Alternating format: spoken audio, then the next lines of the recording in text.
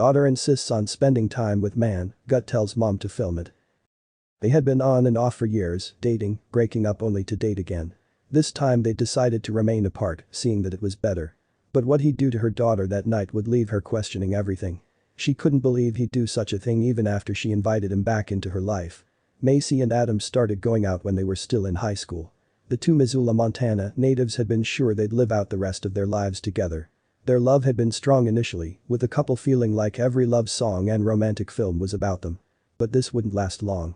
The honeymoon phase would soon close for the young lovers, ushering in the end of their relationship.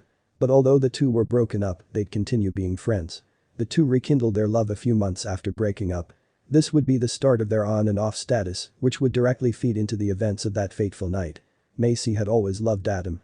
He was her first love, after all. But being with him brought her pain. Adam had always been distant and self-centered, seeming to forget she existed. Macy was always the one seeking him out through texts and calls. She was the one who visited or insisted that Adam comes over. She was the one who called for dinner and movie dates. She'd hoped time would change the situation for her.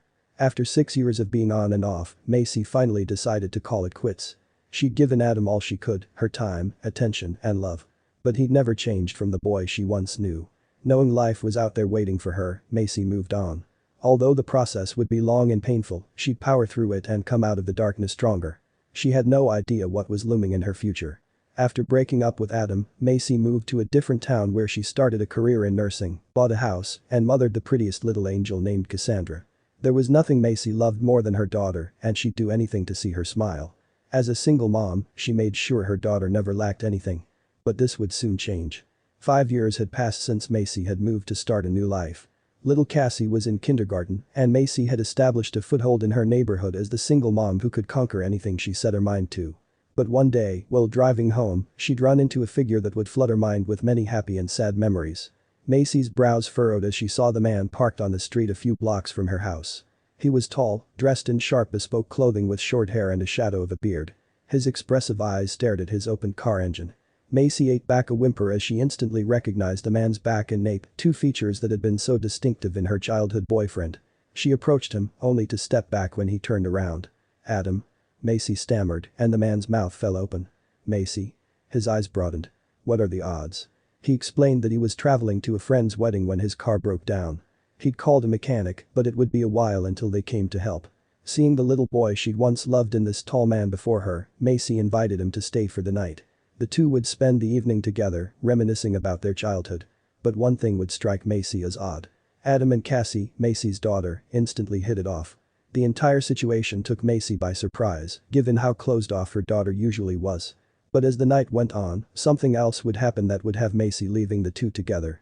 As a nurse, Macy had some nights when she was called into work without warning. As fate would have it, this would be one of those nights. What she'd see on her camera would leave her frozen in place. Macy got a call to hurry into work after an accident rocked the interstate right by their town. Cassandra was already asleep, and Adam looked drowsy. Macy explained everything to him, still amazed that he was in her house after 5 years of radio silence.